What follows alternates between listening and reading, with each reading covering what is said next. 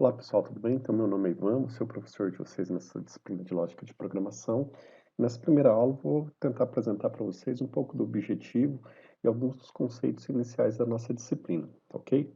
Bom, então o objetivo da nossa disciplina, basicamente, é introduzir vocês ao mundo da programação. Então, ensinar as principais técnicas, ferramentas, metodologias para criar programas de computador, ou a princípio para criar os algoritmos, que são os comandos, os passos iniciais, a estrutura de comandos necessárias para se criar um programa de computador, tá ok?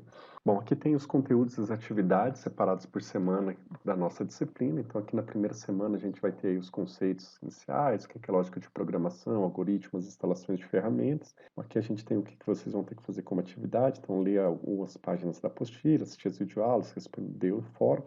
E aí eu aconselho que vocês, toda semana, dêem uma olhada nesses quadradinhos aqui, nesse cronograma, para saber o que vocês têm que estar estudando e quais são as atividades que vocês têm que fazer, tá ok? Então aqui tem as pontuações também, para ficar de uma forma mais simples para vocês. Então, nesse primeiro slide são as 4 primeiras semanas, e depois no segundo as últimas 4 semanas. São 6 semanas de aula, a sétima semana destinada à recuperação, e a oitava semana que vai ocorrer só lá no final do módulo, lá em outubro, que é destinado ao exame final, tá ok? Bom, então os conceitos iniciais.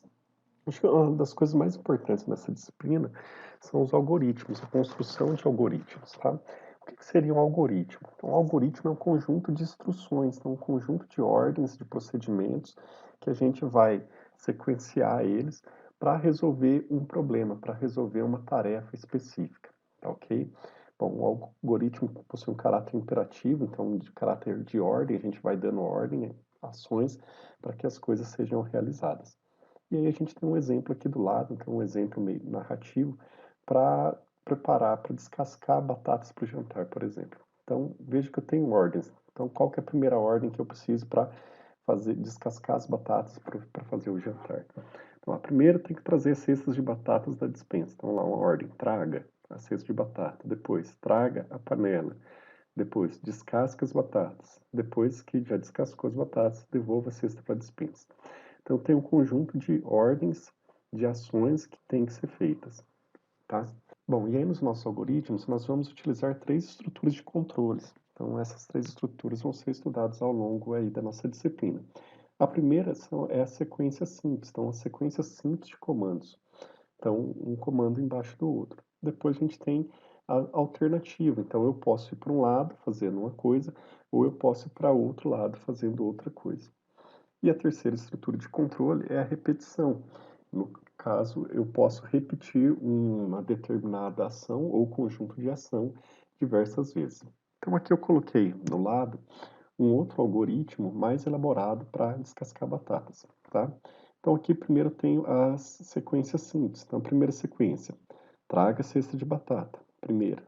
Depois, traga a panela. Então, tá vendo? Tem uma sequência, primeiro, segundo, aí depois vem aqui para uma repetição. Ó. Enquanto a panela não está cheia de batatas, faça. Então, enquanto a panela não está cheia de batatas, ele vai continuar executando, repetindo um conjunto de ações. Então, aqui eu tenho uma estrutura de controle de repetição, tá? Então, enquanto não estiver cheia, ele vai repetir todo esse bloco 3 aqui. E aí eu continuo depois com uma sequência simples. Então, o que ele vai fazer enquanto a panela não está cheia? Pega uma batata do cesto. Depois, o que ele vai fazer? Se a batata não está podre, se a batata não está estragada, então aqui eu tenho uma alternativa, tá vendo? Qual que é a alternativa? A batata pode estar estragada ou pode não estar estragada. Se ela não está estragada, então se a batata está podre, aliás, se ela está estragada, então o que ele vai fazer? Vai jogá-la fora. Então ele tomou uma decisão, fez uma alternativa. Se ela não está estragada, então, o que ele vai fazer? Ele vai tomar uma outra decisão. Então, ele vai descascar a batata, e aí depois que ele descascar a batata, ele vai pegar a batata descascada e vai colocar na panela. Tá vendo? Então, a hora que ele chegou nessa aqui, de colocar a batata descascada na panela, vai chegar uma hora que a panela vai estar cheia, porque ele vai pegar uma batata, vai descascar, vai colocar na panela. Aí ele vai verificar de novo, a panela está cheia? Não, não, ainda não. Então, pega outra batata, ela não está podre, se ela não está podre, descasca, coloca na panela. Vai chegar uma hora que ele vai, de tanto repetir isso daqui, a panela vai estar cheia. ou vai ter acabado as batatas do cesto. E aí, se a panela estiver cheia, ele vai sair disso daqui e vai continuar executando sequencialmente. Então, a sequência é simples. Depois que a panela está cheia, coloca água na panela, liga o fogão e coloca a panela no fogo. Tá? Então, essas são as três estruturas que a gente vai trabalhar bastante durante essa disciplina. Sequência simples, as alternativas e a repetição. Tá ok? Bom, e o algoritmo, a gente tem três tipos de criar ele. Então, a gente tem essa descrição narrativa, que é essa que a gente acabou de ver, os fluxogramas e a pseudolinguagem. Bom, na descrição narrativa, que é essa que a gente tem aqui, então a gente vai descrever utilizando o nosso português normal, através de frases, de verbos, quais são as ações que o nosso programa tem que realizar, o nosso algoritmo tem que realizar. A segunda forma é descrever através de fluxograma, através de um diagrama. Quando a gente utiliza fluxograma, fica de um jeito mais esquemático, mais visual, fácil de se enxergar. As pessoas falam que uma imagem vale mais que 1000 palavras, né? Então, assim, a gente tira algumas palavras, tira algum ao falatório, né, do texto para simplificar e entender melhor o que, que a gente quer dizer. Então aqui a gente tem algumas estruturas gráficas, alguns elementos gráficos que vão corresponder, por exemplo, ao início, à entrada de dados, à execução de comandos, a estruturas de decisão, aquelas de alternativa que a gente falou. Então, por exemplo, batata está podre? Sim. Então, se sim, faz isso. Se não, faz isso. Tá vendo? São alternativas. Ou vai para um lado ou vai para o outro.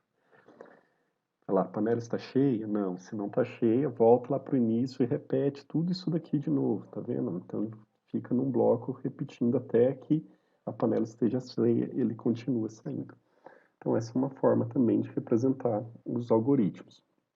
A terceira forma é a pseudolinguagem. Então, nessa forma aqui, ela é mais próxima à linguagem de programação, ela é intermediária entre a linguagem natural, então o nosso português, e a linguagem que o computador que a gente utiliza para conversar com o computador, que seria a linguagem de programação, tá?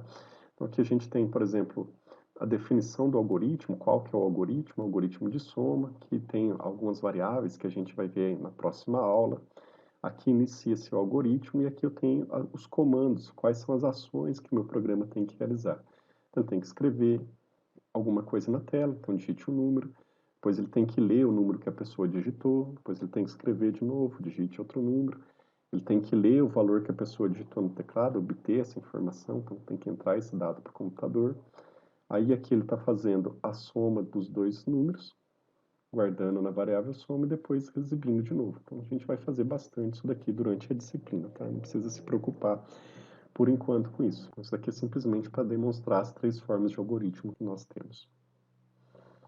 Bom, e o que é lógica? Então a disciplina é lógica de programação. A gente falou muito de algoritmo, mas o que é lógica? Lógica, lá de acordo com o dicionário lá da Porto Editora, lógica vem do grego, que significa logos, né? Isso significa a arte de raciocinar, então a arte de pensar, de organizar o pensamento. Então, não basta simplesmente a gente montar um algoritmo dando uma sequência de comandos para o computador, se esses comandos não estão em uma sequência organizada, não faz sentido, não tem uma lógica. Então, a gente tem que raciocinar de forma que as ações que nós damos para o computador sejam possíveis de executar, serem executadas e de produzir um resultado esperado, ou de resolver um problema que nós desejamos resolver.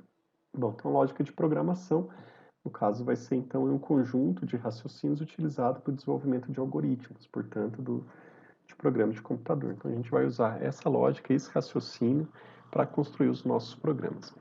Tá ok? Bom, e aí a linguagem de programação é a linguagem que realmente nós vamos utilizar para criar programas de verdade, tá? A pseudolinguagem é uma linguagem que é utilizada para aprendizagem, não para criar programas. E aí, para criar programas, nós vamos utilizar uma linguagem mais completa. E uma linguagem de programação é um conjunto de regras sintáticas e semânticas. Então, quando a gente fala de sintática, a gente está falando das regras, como que os comandos são escritos, como que eles são representados. Então, é a grafia dos comandos. E a semântica, qual que é o significado que cada comando tem, o que cada comando faz. Isso daí a gente também vai ver durante o curso, tá? Bom, então a linguagem de programação ela permite que o programador ele especifique quais são os dados que o computador vai manipular, como que eles vão ser manipulados, onde que eles vão ser armazenados. Então, a gente consegue definir, dizer para o computador exatamente o que deve ser feito, como deve ser feito para que o nosso problema seja resolvido. Bom, como o conteúdo dessa semana era isso, aí tem alguns exercícios que eu gostaria que vocês estivessem fazendo para dar uma treinada, então ler a apostila, assistir às videoaulas e os outros materiais de apoio que estão na plataforma, instalar essa ferramenta Visual G, que também tem uma videoaula explicando como que faz isso, e aí postar a atividade aí para vocês treinar desenvolvimento de algoritmos. Então, tente pensar em uma atividade que você desenvolve no seu cotidiano e tenta descrever os passos necessários para que você consiga resolver essa atividade ou resolver esse problema do seu dia a dia, tá? Durante o desenvolvimento dessa disciplina, a maior parte dela vai ser o pensamento. Então, como que a gente consegue encadear as ações para que o computador consiga resolver o que a gente espera, tá? Então, um abraço, pessoal, até a próxima semana.